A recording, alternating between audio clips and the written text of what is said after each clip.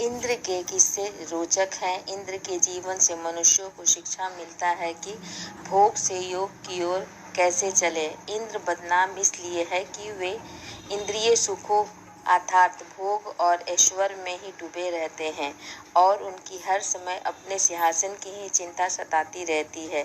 हर कोई उनका सिंहासन क्यों हथियाना चाहता है? क्योंकि वह स्वर्ग के राजा हैं, देवताओं के अधिपति हैं और उनके दरबार में सुंदर अप्सराएं नृत्य करती रहती हैं और गंधर्व संगीत से उनका मनोरंजन करते हैं। इंद्र की अपने सौतेले भाइयों से लड़ाई चलती रहती है, जिसे पुराणों में देवासुर संग्राम से भी जाना जाता है। देवराज की सूर्य इसलिए कहा जाता है क्योंकि वो सुरापान करते थे और असुर नहीं। जिस इंद्र की हम बात कर रहे हैं वो अदिति पुत्र और शची के पति देवराज हैं। उनसे पहले 5 इंद्र और भी हो चुके हैं। इन इंद्र को सुरेश, सुरेंद्र, देवेंद्र, देवेश, शचीपति, वासव, शूरपति, शक और पुरंदर भी कहा जाता है। क्रमशः 14 इंद्र हो चुके हैं। यज्ञ, विपश्चिति, शिवी, विधु, मनुज, पुरंद्र, बलि, अद्भुत, शांति, विशु, ऋतुधाम, देवस्पति और सूचि। उपरोक्त में से शचीपति इंद्र पुरंद्र के पूर्व 5 इंद्र हो चुके हैं। सूर और असुर देवताओं के अधिपति इंद्र, गुरु बृहस्पति और विष्णु परम इष्ट हैं। दूसरी ओर दैत्यों के अधिपति हिरण्याक्ष और हिरण्यकश्यप के बाद विरोचन बने, जिसके गुरु शुक्राचार्य और शिव परम इष्ट हैं। एक प्रजातियां भी निवास करती थी। उक्त सभी ऋषि कश्यप की संतानें थे। इंद्र के भाई उस काल में धरती हिमयुग के चपेट में थी, तो निश्चित ही तब मेघ और जल दोनों ही तत्व सबसे भयानक माने जाते थे। मेघों के देव इंद्र थे तो जल के देवता इंद्र के भाई वरुण थे।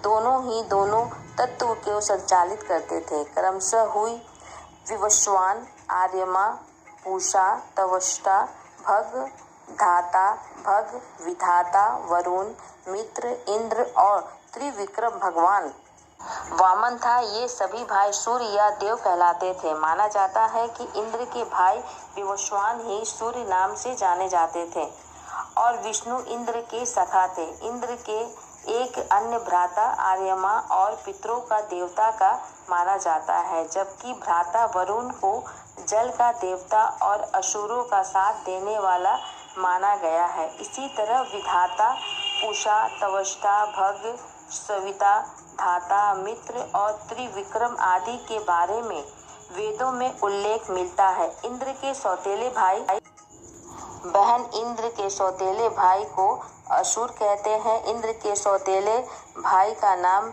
हिरण्यकश्यप और हिरण्याक्ष था, जबकि बहन का नाम लिखा था सिंहिका था। हिरण्याक्ष का तो विष्णु ने वराह अवतार लेकर वध कर दिया था, जबकि हिरण्यकश्यप बाद में नरसिंह अवतार लेकर वध कर दिया था। हिरण्यकश्यप के मरने के बाद प्रहलाद ने सत्ता संभाली। प्रहलाद के बाद उनके पुत्र विरोचन को असुरों का अधिपति बना दिया गया। विरोचन के बाद उसका पुत्र महाबली असुरों का अधिपति बना।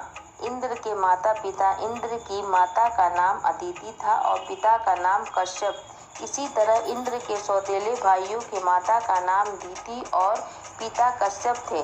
ऋषि कश्यप की कई पत्नियां थीं, जिनमें से 13 प्रमुख थी। उनमें से प्रथम अदिति के पुत्र आदित्य कहलाए और दीति के पुत्र दैत्य। आदित्य के देवता और दैत्यों को असुर भी कहा जाता था। इसके अलावा दनु के 61 पुत्र दानव, अर्विष्टा के गंधर्व, सुरसा के राक्षस, कद्रु के नाग आदि कहलाए। इंद्र की पत्नी और पुत्र इंद्र का विवाह असुर राज पलोमा की पुत्री शची के साथ हुआ था। इंद्र की पत्नी बनने के बाद उन्होंने इंद्राणी कहा जाने लगा। इंद्राणी के पुत्र के नाम भी वेदों में मिलते हैं। उनमें से ही 2 वसुप्त तथा वृषा ऋषि हुए, जिन्होंने वैदिक मंत्रों की रचना की। इंद्र की वेशभूषा और शक्ति सफेद हाथी पर सवार इंद्र का अस्त्र वज्र है और वे अपार शक्तिशाली देव हैं। इंद्र मेघ और बिजली के माध्यम से प्रहार करने की क्षमता रखते हैं। इंद्र का जन्म ऋग्वेद के चौथे मंडल के 18वें सूतक से इंद्र के जन्म और जीवन का पता चलता है। उनकी माता का नाम अदिति था। कहते हैं कि इंद्र अपनी माँ के गर्भ में बहुत समय तक रहे थे, जिससे अदिति के पर्याप्त कष्ट उठाना पड़ता था, लेकिन अधिक समय तक गर्भ में रहने की वजह से ही वे अत्यधिक बलशाली और पराक्रमी हुए। इंद्र ने जन्म लिया तब किस्वा नामक राक्षसी ने उसे अपना ग्रास बनाने की चेष्टा की थी, लेकिन इंद्र ने उन्हें प्रसूति गृह में ही मार दिया। यह कथा आपको कैसी लगी कमेंट बॉक्स में कहें और अधिक से अधिक अपने लोगों में शेयर करें। धन्यवाद।